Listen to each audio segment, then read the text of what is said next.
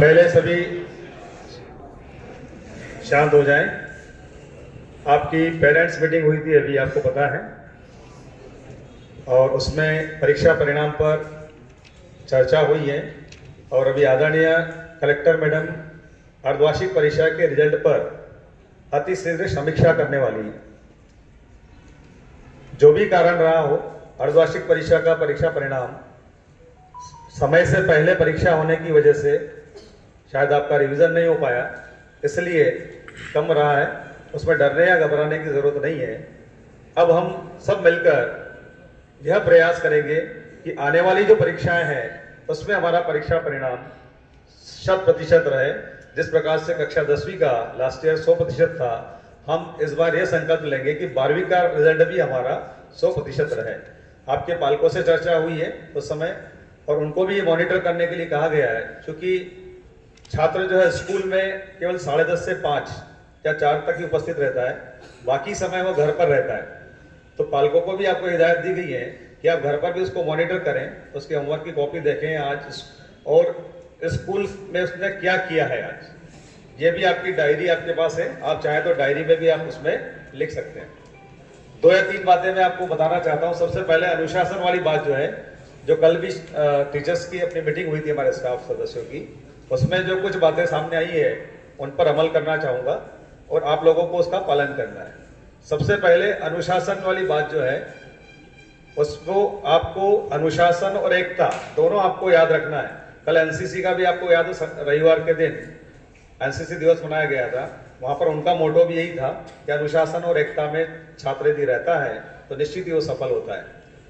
तो आपको सफलता प्राप्त करना है। जिला स्तरीय उत्कृष्ट विद्यालय के आप सभी होनहार छात्र हैं, लेकिन कुछ अपन ऐसी एक्टिविटी नहीं करें जिससे कि आपके स्कूल का नाम, आपके पालकों का नाम, आपके स्टाफ सदस्यों का और विद्यालय का नाम बदनाम हो।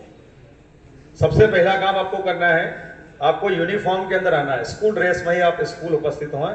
यदि आपकी स्कूल ड्रेस यदि नहीं है, आप उस दिन स्कूल नहीं आए, अपने टीचर्स को फोन कर दें। आपको कंप्लीट यूनिफॉर्म में आना है।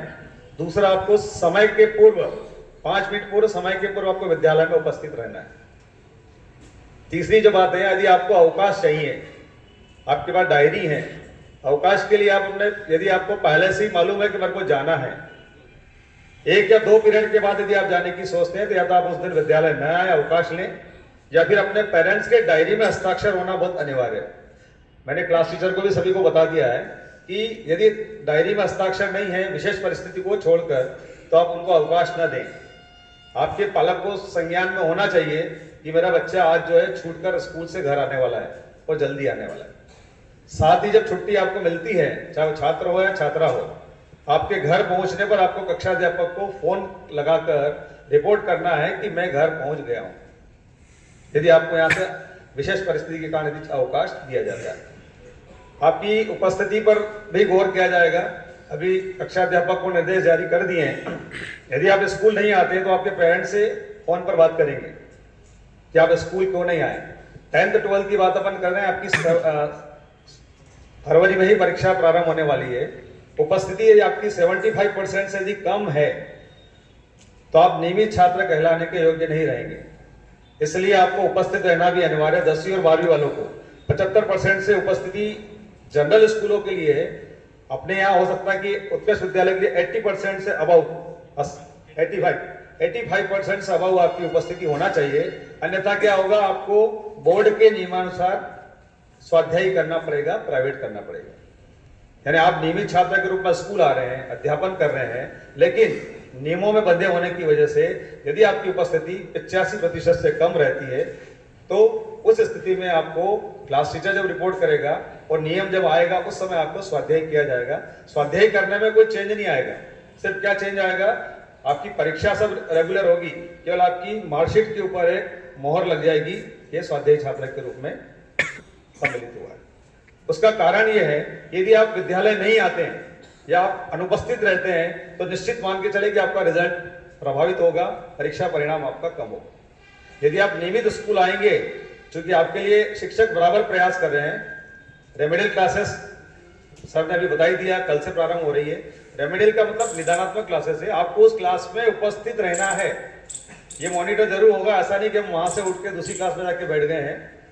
आप निश्चिंत रहें, आपको जहां बिठाया जा रहा है, जहां पर शिक्षक आपको जो कार्य करा रहे हैं, वो कार्य आपको आपके फायदे के लिए किया जा रहा है, आपका परीक्षा परिणाम सुधारने के लिए किया जा रहा है। उसमें शिक्षक का कोई फायदा नहीं है, क्योंकि आपकी स्थिति प्राप्त हो गई है रिजल्ट के द्वारा कि कौन डी ग्रेड में है, कौन ई ग्रेड में है। तो मैंने क्या बोला, सबसे पहले आपको घबराने और डरने की जरूरत नहीं है। हम घबरा गए, डर गए तो दिक्कत होगी। हमको सिर्फ परिश्रम करना है। कितना परिश्रम करना, बहुत कम समय हमारे पास बचा है। दिसंबर और जनवरी, नवंबर के मुश्किल से 6 दिन बचे हैं केवल। मतलब 7 फरवरी से यदि आपकी परीक्षा स्टार्ट हो जाती है तो आप कैलेंडर में घर पे लगा लें कि कितने दिन हमारे परीक्षा के बचे हैं, कितना सिलेबस हमारा है, कितना हमको पूर्ण करना है। यानी कि जिस प्रकार से हम स्कूल आने के लिए रेडी होने के लिए आईना देखते हैं, तो उत्कृष्ट विद्यालय का परीक्षा परिणाम आपका आईना है। आपका रिजल्ट यदि अच्छा है, आपकी सभी जगह वाही होगी, आपके सभी अवगुण माफ हो जाएंगे। लेकिन यदि आपका परीक्षा परिणाम कम रहा है तो आपके सभी गुणों को वापस से उकेरा जाएगा और एक एक गुण पर आपको जो है दंड या आपको जो है कनिष्ठ किया जाएगा। इसलिए हम लोग ये नहीं चाहते हैं, सिर्फ ना डरा रहे हैं आपको। अभी मैं आपको केवल समझा रहा हूं, डराने की बात क्या होगी। फिर एक और बात बता दूं आपको, आप छुट्टी के समय भी बाहर नहीं निकले, गेट पर नहीं जाएं, गेट बंद करने के आदेश हो जाएंगे। आप अपनी क्लास में बने रहें। यदि पीरियड खाली है आपका तो भी आप क्लास में ही रहें। ऐसा नहीं कि हम बाहर घूम रहे हैं। यहाँ से व्यवस्था की जाती है। हो सकता है कि कभी अचानक किसी को जाना हो गया कहीं आए तो वो उसमें विलंब हो सकता है, लेकिन आपके ऊपर पूरा ध्यान रखा जाएगा। सिर्फ इसलिए कि हमको अनुशासन के लिए हमारा विद्यालय पहले से ही ऊंचाइयां प्राप्त कर चुका है, और आप यदि उसकी व्यवस्था को बिगाड़ते हैं तो उसके लिए लास्ट परिणाम है। मैं बता दूं आपको, पहली बार गलती पे मैं माफ कर देता हूं, दोबारा गलती पर भी माफ कर देता हूं, लेकिन तीसरी बार यदि कोई गलती करता है तो फिर उसको एसएलसी प्रदान कर देंगे। क्योंकि आप हमारे विद्यालय में बच्चों की संख्या बहुत है। यदि उद्दंड छात्र हैं, कोई गलती करता है, पहली बार माफ कर दिया उसको, दोबारा माफ कर दिया, तीसरी बार यदि कर रहा है मतलब वो जानबूझ के गलती कर रहा है, इस विद्यालय के लायक नहीं है। इसलिए उसको तुरंत कुछ नहीं करना है। एसएलसी मैं बनवाऊंगा उसकी, और एसएलसी बनवा के उसको सौंप देंगे कि आप इस विद्यालय से जाइए। कोई आवश्यकता नहीं, कोई फर्क नहीं पड़ता। 5-10 उद्दंड विद्यालय यदि अपन उद्दंड छात्र इस विद्यालय से चले जाएं और स्कूल का माहौल अच्छे से चले तो हम वो प्रयास करेंगे। हम पहले से आपको नहीं बता रहे, पहले बता दिया, पहली बार माफ, दूसरी बार माफ, तीसरी बार साफ, मतलब उसको स्कूल से जाना है, घर जाना सीधा सा, और उसमें कोई कोताही नहीं होगी। फिर आपको 8-15 दिन तक पेरेंट्स को लेके आना होगा। कई पनिशमेंट के तरीके हैं। पनिशमेंट हम कोई देना नहीं चाहते हैं ज्यादा आप लोगों को, सिर्फ आपको परीक्षा परिणाम बेहतर करने के लिए ही पनिश किया जाएगा। टीचर यदि आपको डांटता है तो उसके फायदे के लिए नहीं डांट रहा है। क्यों डांट रहा है आपको? आपका होमवर्क कंप्लीट होना चाहिए। आपकी रोल नंबर वाइज कॉपियां मंगाई जाएगी, ये बता दूंगा, आप पहले डिक्लेयर कर देता हूं। परीक्षा से रोल नंबर ले ली जाएंगे। मान लिया 10th A क्लास है तो 10th A के फला फला रोल नंबर की 6 सब्जेक्ट की कॉपियां प्राचार्य कक्ष में मंगाई जाएगी। वो आपको एक दिन पूर्व बता दिया जाएगा, ये रोल नंबर जो है कल अपने 6 सब्जेक्ट की कॉपियां वहां लाकर रखें, जिससे ये पकड़ में आएगा कि आपने होमवर्क की कॉपी बनाई है कि नहीं बनाई है, और आपका कोर्स कहां तक आपका है। ये सब आप तैयारियां कर लें। आपको पहले से मैं हिदायत दे रहा हूं। आप अचानक बताएंगे तो आपको लगेगा कि क्या हुआ। आप आपकी विषय की जो भी होमवर्क की कॉपी है उसको कंप्लीट कर लें और लगातार अध्ययन करें। आपको कोई भी कठिनाई हो, आप अपने शिक्षक से जरूर शेयर करें, उनसे पूछें। आप पर्सनल मेरे से आगे भी मिल सकते हैं। पढ़ाई से संबंधित होना चाहिए। आपस में लड़ाई झगड़ा नहीं करना है, छोटी छोटी बातों पर लड़ना नहीं है। आप बच्चे हैं ठीक है, लेकिन इस टाइप की उद्दंडता ना करें जिससे कि आपका भी और आपके परिवार का भी और आपके विद्यालय का नाम खराब हो। कुछ घटनाएं मेरे पकड़ में आ रही, और मैं चूंकि यहाँ रहा हूं, मेरे को पूरा ज्ञान है। मैं इवन बाहर से भी बच्चों को पकड़ के लाता हूं, ऐसा आप चिंता न करें। ये नहीं कि हमको पता ही नहीं रहेगा, मान लिया स्टाफ हमारा पूरा यहाँ पढ़ाने में लगा है और बाहर के परिभ्रमण के लिए हम सिक्योरिटी गार्ड या 1-2 ऐसे जासूस छोड़ देंगे कि स्कूल यूनिफॉर्म में कहीं पर भी बच्चा दिखे वो पकड़ के लाके दे जाएगा। वो भी अपने पास में है। आप लोग इसलिए विद्यालय परिसर में आने के बाद बिना अनुमति के विद्यालय न छोड़ें और इस टाइप की कोई घटनाक्रम न करें जिससे कि आपका नाम, और सिर्फ हम आपको यही शुभकामनाएं दे रहे हैं कि आप अपनी मेहनत, बहुत कम समय बचा है, उस कम समय में अपन बहुत अच्छी मेहनत करेंगे तो निश्चित ही हमको परीक्षा परिणाम बहुत अच्छा प्राप्त होगा। और जैसा सर ने रेमेडियल की बताया, स्टाफ सदस्यों ने आपकी जो बताइए आप रेमेडियल में लगातार उपस्थित रहें, उसमें भी अनुपस्थित रहेंगे, उसकी भी मॉनिटर होगी, और मॉनिटर करने पर यदि बच्चा नहीं पाया जाता है फिर उसके पेरेंट्स को बुलाया जाए।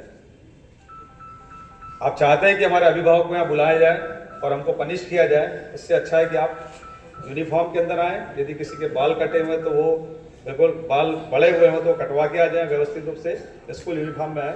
मैं आज इतना ही कहना चाहता हूँ, फिर अपन पुनः मुलाकात होगी और पुनः आप लोगों को यही बात कह रहे हैं कि आपको लगातार मेहनत करना है, परिश्रम करना है, शिक्षकों से जो भी कठिनाई आपको पढ़ाई से संबंधित उसका सहयोग प्राप्त करना है। धन्यवाद।